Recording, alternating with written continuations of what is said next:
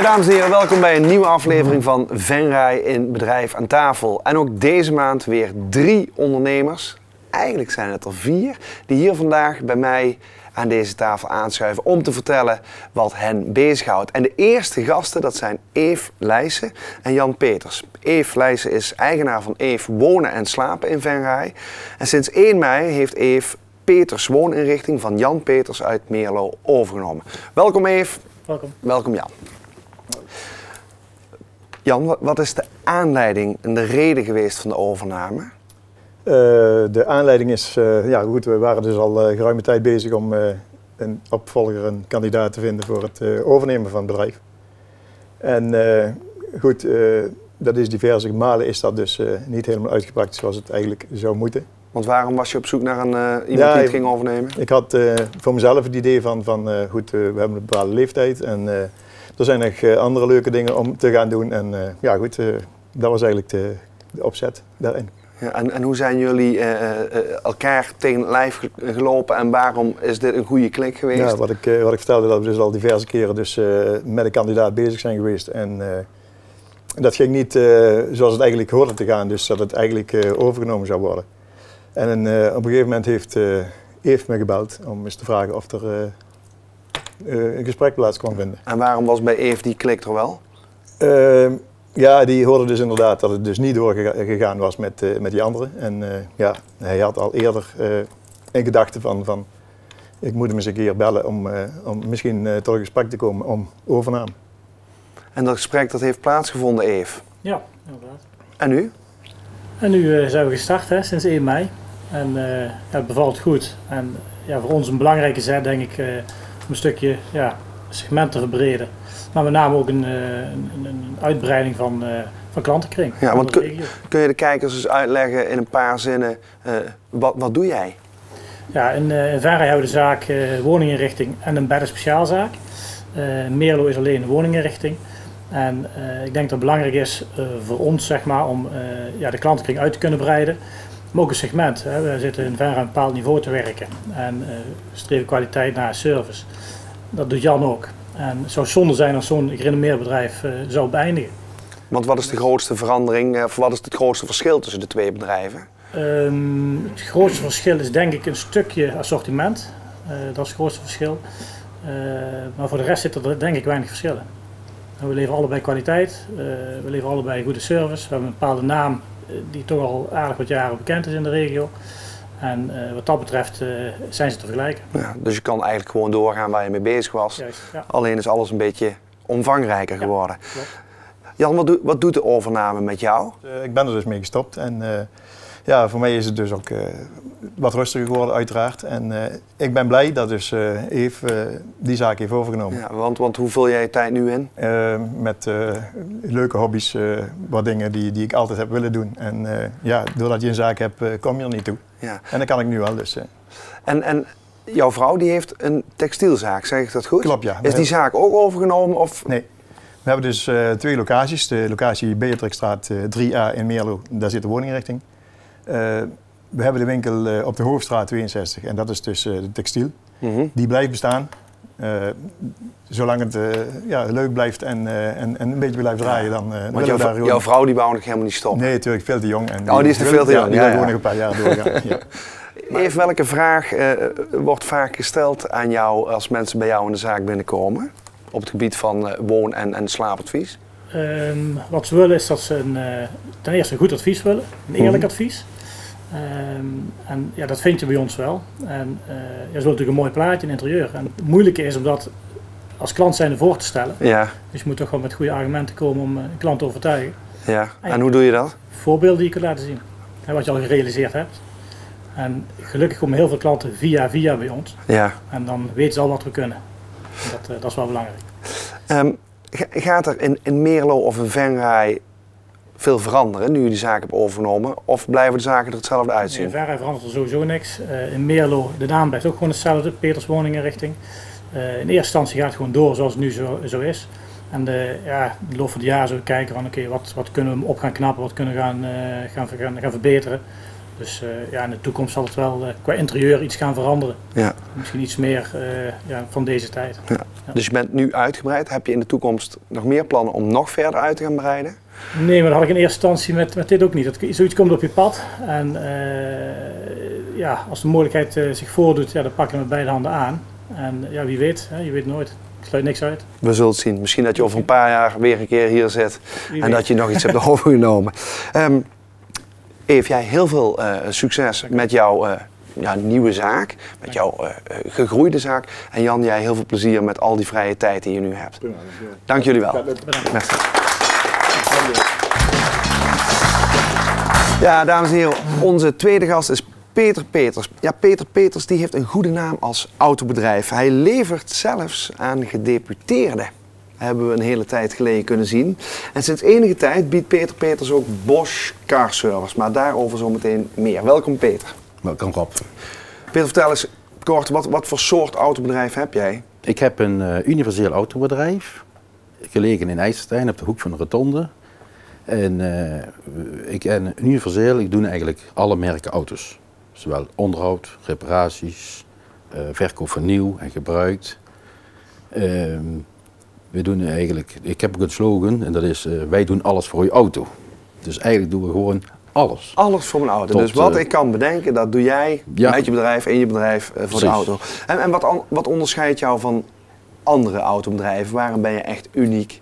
Waar ben ik uniek in? Ja. Dat is, ik heb mijn monteurs opgeleid zodat ze met de klanten zelf contact nemen als er bijvoorbeeld iets extra's aan de auto is. En daar hebben mijn klanten ontzettend goede ervaringen mee. Er komt niet iemand anders tussen, 1 op 1 en dat is meestal het duidelijkst. Dus als er eenmaal een klant bij jou binnen is, dan is die ook niet meer weg te slaan bij Die is niet meer weg te autobedrijfgevers. slaan bij ons. Hey, en je biedt Bosch Car Service. Kun je kort uitleggen wat dat inhoudt? Wat is dat? Nou, dat kan ik in het kort wel uitleggen. Bosch Car Service is een franchise-organisatie. Ik ben aangesloten bij Bosch Car Service. Bosch is de ontwikkelaar van de techniek. Veel auto's hebben de techniek van Bosch erin zitten. Motormanagementsystemen, computers, allemaal van Bosch. Europese wagens zijn uitgerust 80% met Bosch computers en dergelijke. Mijn monteurs gaan op opleiding voor de techniek. Dus je blijft goed op de hoogte van de nieuwe ontwikkelingen. En dat is het grote voordeel van de organisatie Bosch.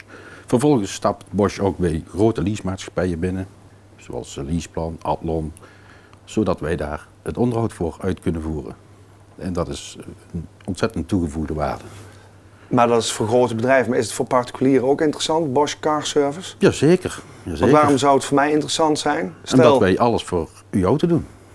Maar ook midden in de nacht, op elk tijdstip. Ik sta ergens midden in de nacht langs de weg en dan? Ja, dan bel je gewoon.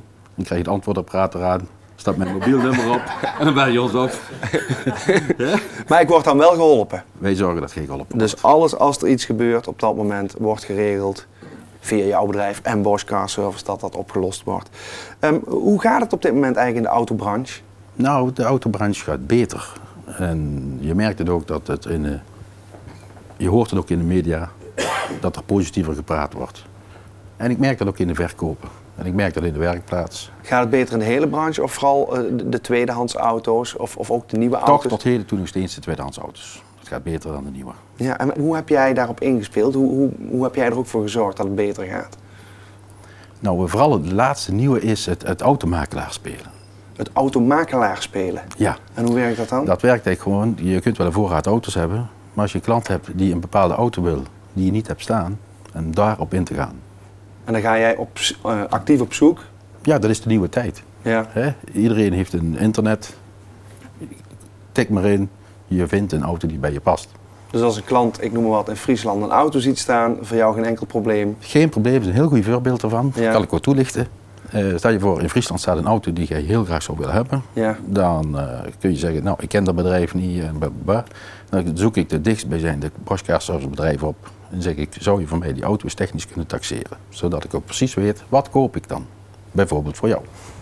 Dus de klant uit Venray of IJsselstein hoeft niet helemaal naar Friesland te rijden Nee, om daar te gaan kijken. dan regel ik die auto. En als die technisch getaxeerd is en we komen overeen, dan laat ik die gewoon op transport komen. En dan is eigenlijk de koop al gesloten. Nou, dat is mooi. Ja. En kun je me ook eens uitleggen, wat zijn youngtimers? Want ik zag op jouw site dat je daar ook iets mee doet.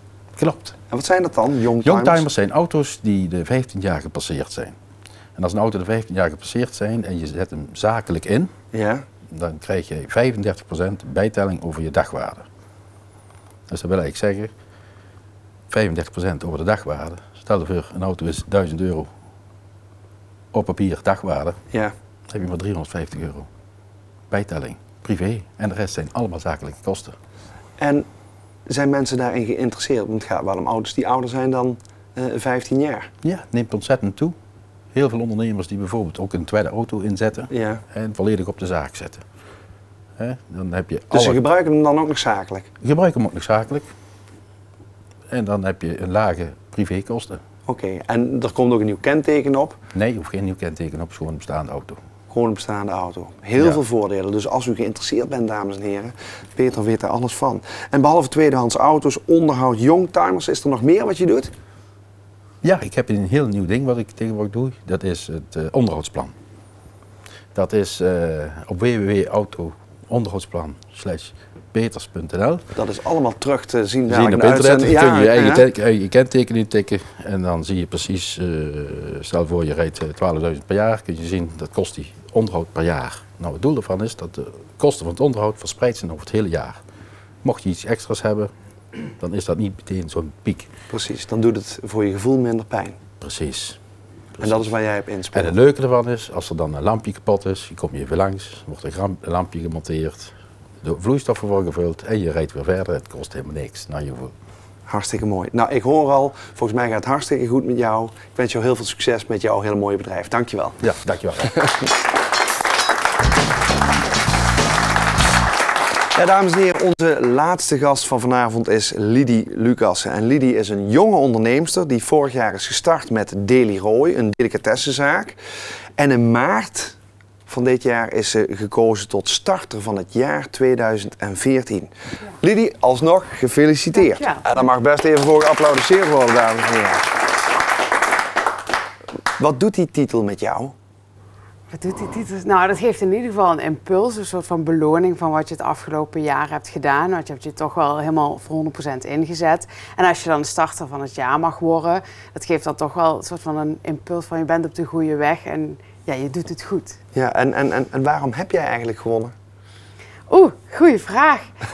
Ik denk dat mijn enthousiasme met de manier waarop ik in het bedrijf ben gestapt en hoe ik er nu in sta, dat dat wel aanstekelijk werkte tijdens die avond. Dus andere ondernemers en mensen van de Rabobank en zo, die mogen dat stemmen. En ja, uiteindelijk heb ik de meeste stemmen gehad. En ik denk dat mijn enthousiasme tijdens die presentatie wel Dus iets heeft het gedaan. enthousiasme is Ja. echt jouw kracht. Denk ik. Ja, want je bent onderneemster, maar voordat je dit hebt gedaan, heb je een studie gevolgd. En dat is totaal niet heeft niks te maken met waar je nu mee bezig bent. Wat heb je gedaan hiervoor? Ik heb een master forensische psychologie. En wat maakt het dan dat iemand die dat gaat studeren, vervolgens zegt, ja, daar ga ik niks mee doen, ik ga een delicatessenzaak beginnen? Bezuinigingen in de zorg, dat is één. Ja. Ik hopte van het ene contract naar het andere contract. En op een gegeven moment had ik daar geen zin meer in. Want ik wilde eigenlijk gewoon vooruit. Ik wilde meer leren, ik wilde meer doen en ik wilde gewoon hard werken. En dan zit toch ondernemen toch in de familie. En dan kies je er uiteindelijk voor om te zeggen van nou, dan ga ik voor mezelf beginnen. En dan ga je op een gegeven moment nadenken van goh, wat komt Venray tekort in mijn idee? Waar zit nog een gat? Wat vind ik zelf interessant? En dan vallen op een gegeven moment alle stukjes in één. En dan krijg je een delicatesse. Een delicatessenzaak. Want kun je kort uitleggen aan de mensen die nog nooit bij jou binnen zijn geweest, wat biedt Deli Roy? Wat doe jij de hele Dat is dag? heel kort, alles wat lekker is. Alles wat lekker is. Alles wat lekker is. En noem eens een paar voorbeelden wat jij echt lekker vindt. Wat ik echt lekker Ja? vind, nou we hebben hele lekkere wijnen en speciaalbieren. Ja. We hebben heel veel gedroogde worstjes bijvoorbeeld. We hebben Italiaanse vleeswaren. We hebben sinds kort een hele nieuwe notenbar met 17 soorten vers gebrande noten erin. We hebben bonbons uit België. Heel veel olijfolie en er zijn meer dan 50 soorten. Dus En waar kunnen de mensen jou vinden? in de blik. In de Bleek. Ja. Dus als ze nog niet binnen zijn geweest, moeten ze absoluut binnenkomen. Ja, en niet voor het raam blijven staan, want dat doen nu te veel mensen. En wat ga jij eraan doen dat ze nu zeg maar dat raam voorbij lopen en door de deur naar binnen gaan? Nou, we blijven nu wel natuurlijk innoveren, dus we blijven wel nieuwe dingetjes verzinnen en meer te laten proeven. Zo hebben we sinds afgelopen 1 mei, of die zaterdag na 1 mei, gaan we eigenlijk beginnen met elke zaterdag proefzaterdag. En dan hebben we gewoon meer open, meer om te proeven, zodat mensen ook gewoon binnenkomen en meer kunnen proeven van hetgeen wat ze nog nog niet kennen. En daarmee denk jij dat je ze ook tot vaste klant kan Ja. maken. Ja. Want wat gebeurt er met mensen die nu 1 keer binnenkomen? Want eens moet de eerste keer Ja. zijn. Hoe zorg jij ervoor dat ze daarna eigenlijk altijd als vaste klant terug blijven komen? Nou, dat is een stukje service, een stukje gezelligheid, net iets anders doen. Ik noem maar iets mee inpakken wat ze hebben meegenomen, advies geven, samen meedenken. Met gewoon, ook al heb je maar €7,50 dit keer of €5 te besteden, dus elke keer wel een leuk pakketje te verzinnen. En juist als ze dan met iets de deur uitlopen waar ze niet hadden bedacht toen ze binnenkwamen, dan hebben mensen wel zoiets van, oh wacht, als ik de volgende keer dan maar €3 heb, of juist nu €12,50, dan kan ik daar ook wel iets vinden. Wat maakt jouw delicatessenzaak uniek ten opzichte van andere delicatessenzaken, vind je zelf? In Nederland, andere delicatessenzaken in Nederland. Of in Venray? In Venray, kijk, in Venray heb je natuurlijk verschillende winkels die iets hebben. Zoals we hebben natuurlijk een hele goede kaasboer, we hebben een hele goede slager, en wij hebben eigenlijk alles in één. Dus als je bij ons boodschappen komt doen, ben je in 1 keer klaar. Dan ben je gewoon, dat is gewoon ook Ja. lekker handig, toch? Ja. Hoe lukt het jou om succesvol te blijven? Blijven innoveren, zoals ik al zei, blijven nieuwe dingen verzinnen, blijven verrassen. We hebben nu ook weer hele nieuwe plannen voor 2015. Dat we zeggen van, oh, dat zou ook wel eens kunnen werken, dat zou ook wel eens mensen willen hebben. En ook gewoon durven te zeggen, dat loopt niet eruit, want anders blijf je hangen. Die beslissingen echt durven nemen. Ja, gewoon doen. En wat zou jij jonge ondernemers die misschien nu naar dit programma aan het kijken zijn, willen adviseren? Mensen die twijfelen van, goh, moet ik dat ondernemerschap wel aangaan? Wat zou jij die mensen mee willen geven? Denk goed na wat je doet. Vraag ook rond of het echt iets is wat men mist, waar men echt naar op zoek is. En dan gewoon doen. Je kunt 10.000 doemscenario's bedenken waarom het allemaal niet zou kunnen lukken. Maar voor hetzelfde geld lukt het jou gewoon wel. En dan moet je het gewoon doen. En als je het niet hebt geprobeerd, krijg je er alleen maar spijt van. Ja. Je bent starter van het jaar geworden, 2014. De volgende stap, Venray's ondernemersprijzen. Oh, dat zou leuk zijn. Ja. Of zakenvrouw van Limburg. Of zakenvrouw Zou van ook Limburg. Ja, leuk zijn. wie Kan zal het allemaal. zeggen. Nou goed, wie weet, we zullen het in de toekomst wellicht gaan zien. Ik wens jou daar heel veel succes bij. Dankjewel. Oké. Ja, we hebben hier nu gesproken over delicatessen en iemand die ook in ieder geval heel veel lekkers op tafel kan zetten, dat is onze chefkok Hans. En ik ben benieuwd wat hij dit keer voor ons gemaakt heeft. Hans, vertel. Hoi Rob, hier vanuit de keuken van de Steria maken we een mooi gerechtje voor jullie van lamskoteletjes, verse Limburgse asperges, rode wijnjus en een gekookt eitje.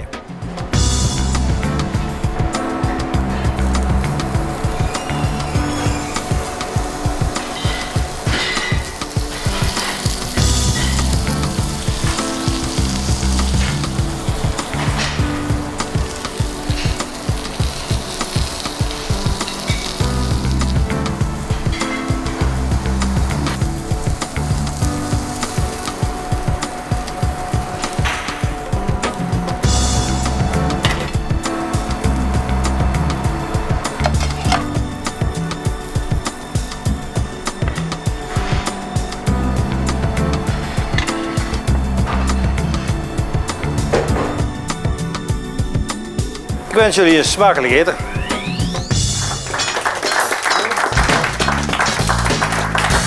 Dames en heren, bedankt voor het kijken naar Venray en Bedrijf aan tafel. Wilt u als ondernemer een keer aanschuiven hier aan deze tafel? Neem dan contact op met de redactie van Pelemaas TV. Maar het is ook mogelijk om een keer als publiek hier aan te schuiven. In ieder geval, dank u wel voor het kijken en tot de volgende keer. Tot ziens. Aan jullie smakelijk eten. Ja.